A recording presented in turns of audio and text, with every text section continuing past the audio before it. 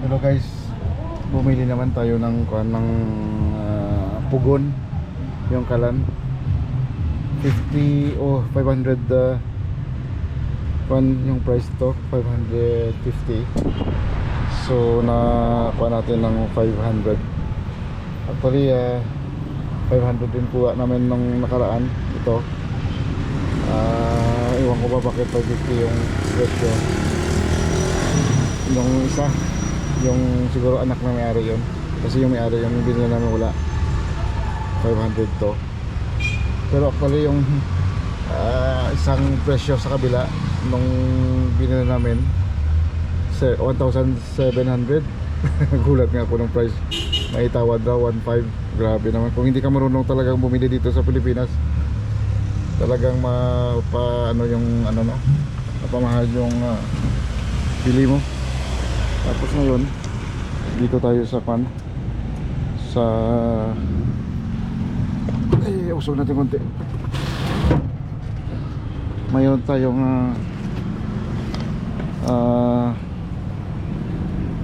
bibilin ngayon dito sa Supermart Mall. Ayan, dito tayo sa Supermart Mall. May bili lang kami ng mga manok at saka baboy, dahil magluto kami ng sopas at saka minudo mamaya para sa kain ng aming mga bisita sa lamay ng aking tatay. Kaya dito nilagay ko ng payong ngayon, mainit. Grabe talaga yung init dito sa Pilipinas, sobra. Kaya ngayon dito tayo nakaupo dahil hindi ko pwedeng iwanan ito yung mga dala tayo dito. So may bili ngayon kasama ko ng mga ingredients na para sa aming iluluto mamayang hapon. Okay guys, so siguro dito naman tayo para tayo ba yung order sa taas. Okay guys, so kita tayo mamaya sa susunod ko naman ako vlog. Dito tayo sa Iloilo Supermart Mall. Okay, dito sa Iloilo City. Ayun guys, isang kapatid ng aking ano tawag yun sa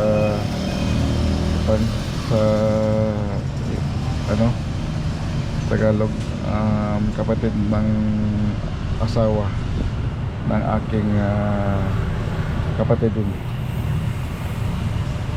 Hindi ko alam ang tawagin sa Tagalog.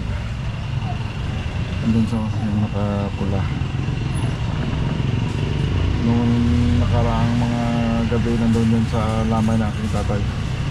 Kita niya. Pero ayaw ko naman magpakita siguro kasi mahabang usapan naman. Dito na lang tayo mga guys.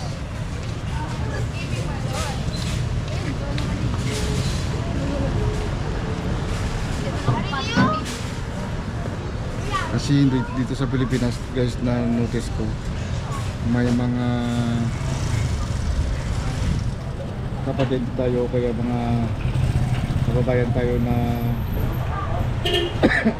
yung kanilang mga buhay maganda yung mga kanilang trabaho o kaya mga kaunting negosyo, pero yung problema yung mga kapatid minsan kahit sa akin nangyari din, kahit sino, mostly nangyayari sa atin yung mga Pinoyan na tayo nagsisikap, tapos yung may mga kapatid tayo na hindi talagang hindi nagsisikap ng maayos kung ano yung mga ginagawa sa buhay, umiinom, bisyo, sugal.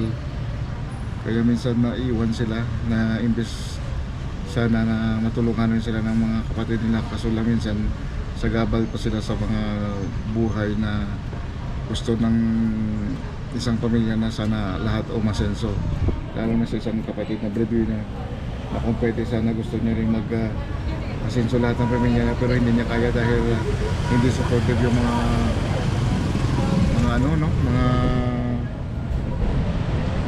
mga kapatid. Kaya yun minsan nasabi ko sa mga kapatid na yun dito, kung mayroon kayo kamag-anak na breadwinner o kaya maganda yung kanilang buhay o kaya lang kanilang mga negosyo o kaya nasa abroad sila, tulungan nyo sila dahil pag nagtutulungan tayo lahat, magaan sa kanila o kaya sa amin din, sa party namin, no, na mas madali yung pag-asensyo natin ng buong pamilya dahil natutulungan bawat isa. Kasi yung isa lang maganda yung kita o dalawa o 10-5 kayong magkapatid, dalawa lang kayong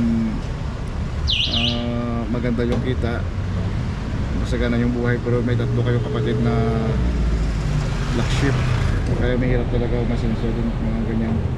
O kaya kahit sabihin man natin na 3 kayo o sa 5 nyo mga kapatid, tapos 2 kapatid mo sakit sa ulo. Kaya yan yung problema. So parang ano ba ang tawag yan, parang imbis na i-asenso mo, hindi na, dahil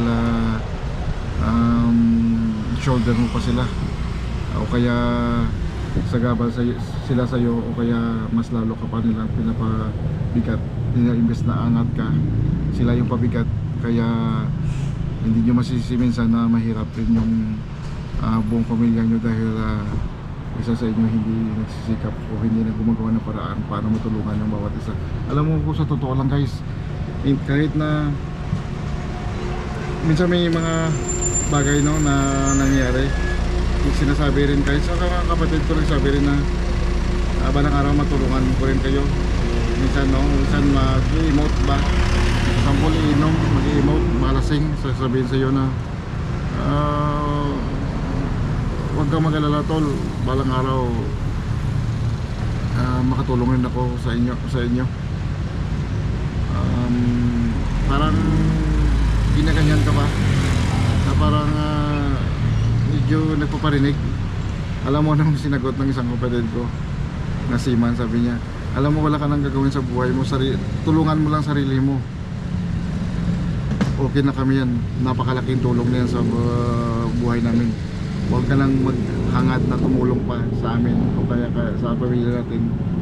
Yung tulong muna, pag-asenso sa sarili mo, magsikap ka, sapat na yun, para o kaya tulungan mo sarili mo, sapat na yun para ikasaya namin, kaysa puro ka hingi ng tulong sa amin. Yun. Sinasabi ko lang guys, kasi yan ang nangyayari dito sa ating kultura bilang isang Pinoy.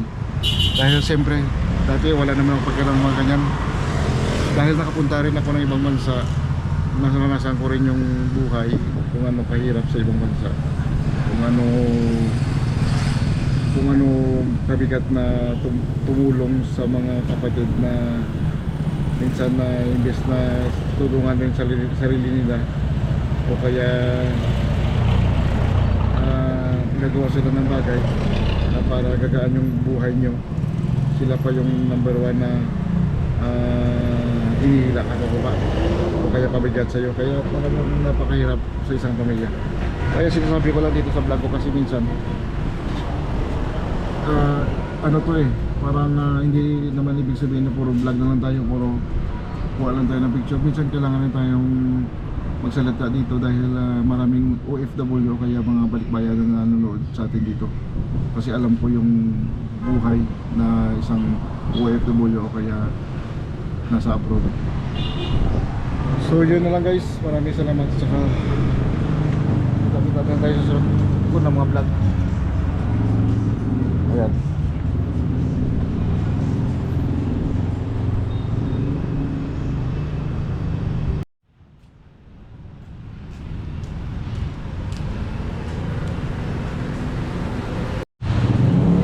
Hello guys, ito na yung ating na pamili ito. Yung mga ricado, hotdog, ano ba ito? Manok, baboy, at saka ito. Yung tubig kailangan ko talaga sa baon ako. Ito sa nas. ko ano, tomato paste o sauce yata yun. Tapos ito mga baso ito dito, ayan, kutsara, tinidor, bukas at saka mga siguro mga mantel yun.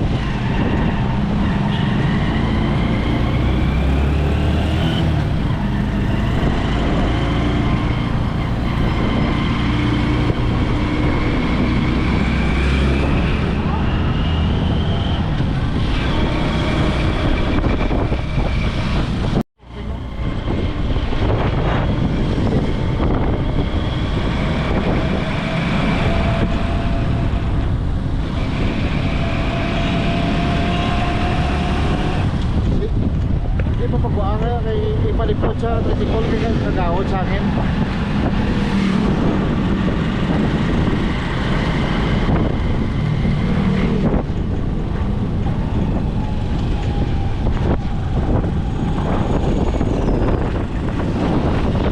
Pagkano lang kaya? Pagkano lang tapusan na yung kurso nyo. Pagkano yun kay islang kung may ano plan.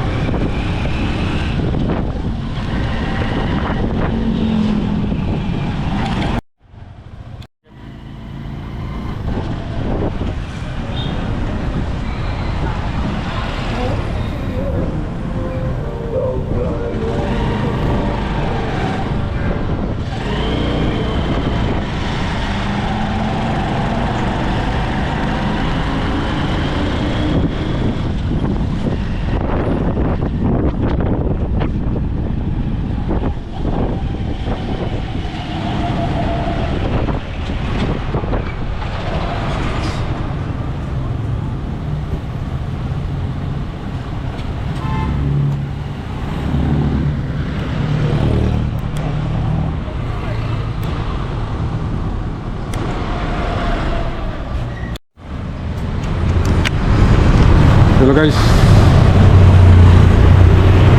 I'm recording. I'm here now in Central Market, no? Yung Central Market ng Iloilo City. Dito yung Central Market ng Iloilo City, oh. Ayan. Ayan, so yan ang UI, University of Iloilo. Ito yung dating I think RFM yata siguro, no? Ang parang radio station dati ito, hindi ko alam kung hanggang ngayon radio station pa rin yan. At saka bumili kami ng bulaklak dyan para sa tatay ko, yung building na yan sa loob. Tapos dito pala may mga nagtitinda dito ng mga pan. Ayan, nagtitinda dito ang mga pan. Siguro mga dyan kami bibili ng mga mantika namin, o kaya mga oil, mga iba-ibang ano pa kung pwede nating mabili. May mga parang hostya. Yan, may hostya dyan, yung ginagamit sa simbahan para sa holy, ano yan tawag yun, mag holy communion, o sa taga, o sa Ilonggo, ano, pangalawat. Yun, saka may mga hotdog pala dito, saka ano, mga casino. So ayan mga guys, dito tayo sa paligid. So dyan ang super, dyan kami kanina galing, no? Ito ngayon yung mga latest na mga magagandang motor dito sa Iloilo, kaya sa Pilipinas na nag-uso. Ayan, mga hotel dyan pala, yung Lubran Hotel. Parking ng hotel, second Lubran Hotel. Ayan guys, so kita-kita naman tayo mamaya guys. Susunod natin ng mga ilugan naman.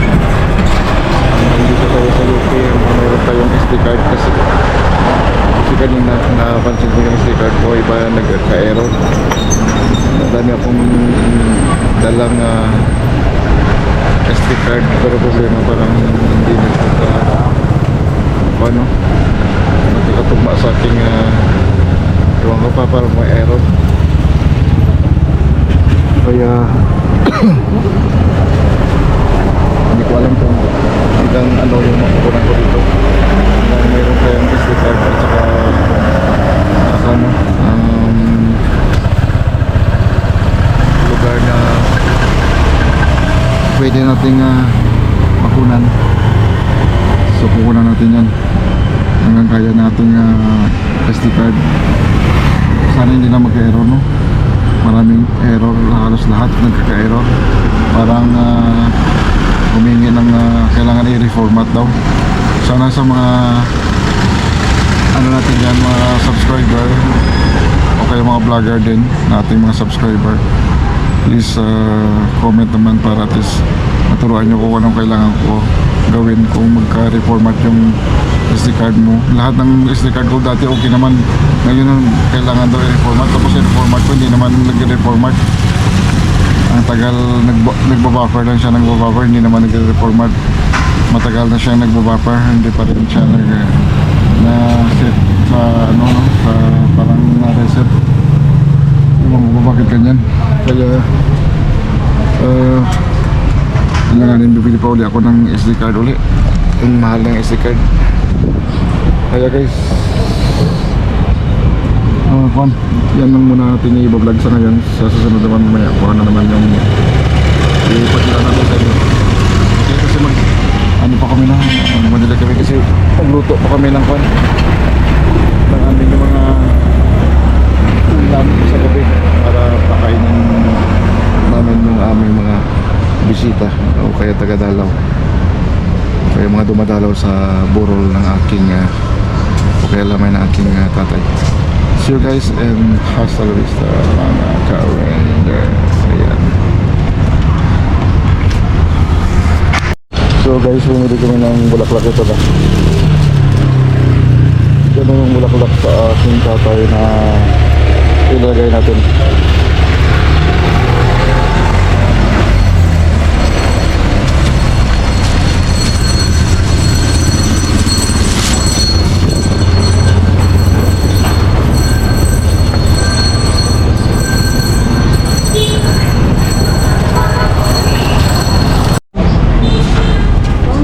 Oh. Pili muna tayo ng ice cream. Oh, guys. Anong flavor? Anong flavor? Kobe, mango cheese. Simple lang.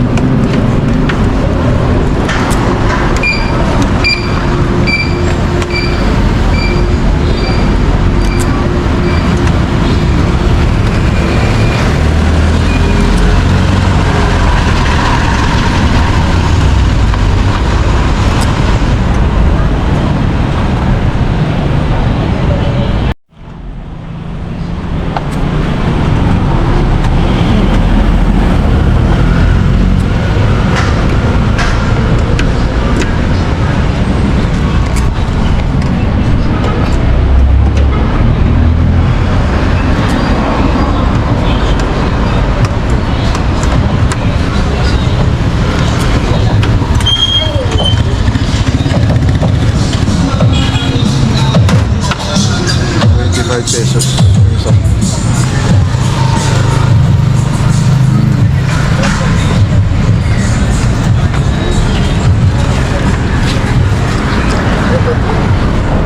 Likod ka.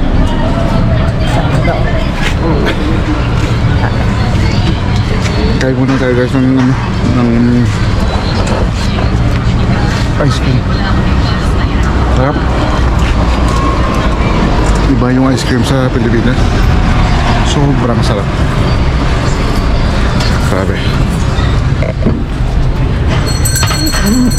Sobrang sarap. Sobrang sarap.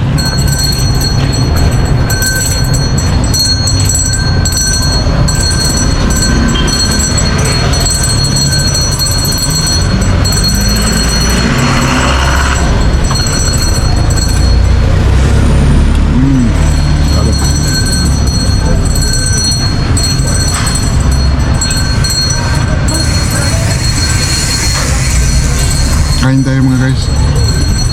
Sarap ng ice cream sa Pilipinas, sobrang lasa. Mango, cheese, tsaka obe yata to. Obe may obe. Tatlong flavor to. Sarap. Iba yung lasa ng ice cream sa Pilipinas. Sobrang sarap.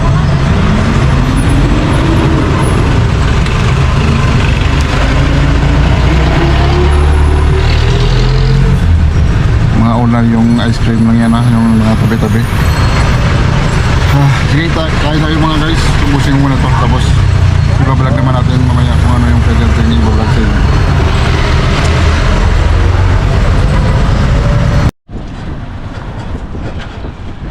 Butang i-vlog ko.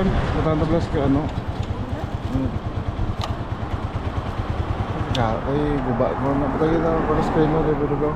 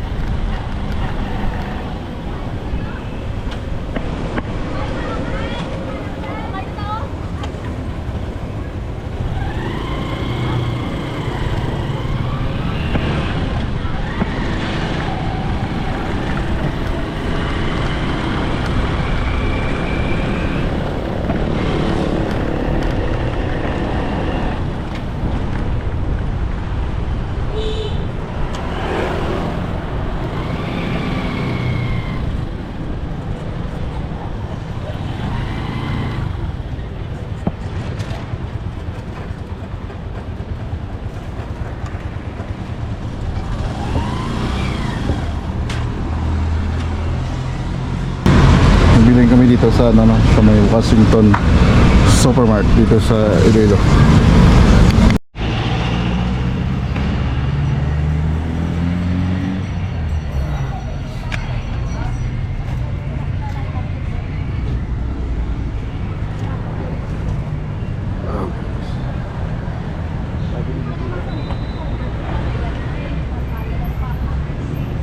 Tayo sa ano, yung sa ano dyan, Gaisano, Iloilo.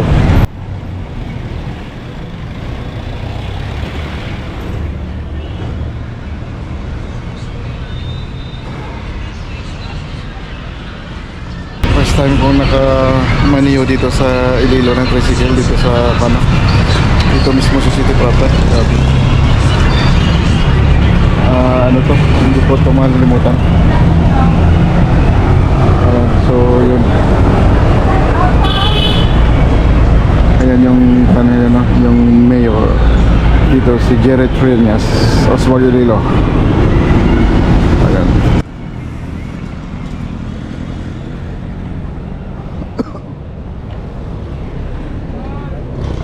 May ginagawa pala dito.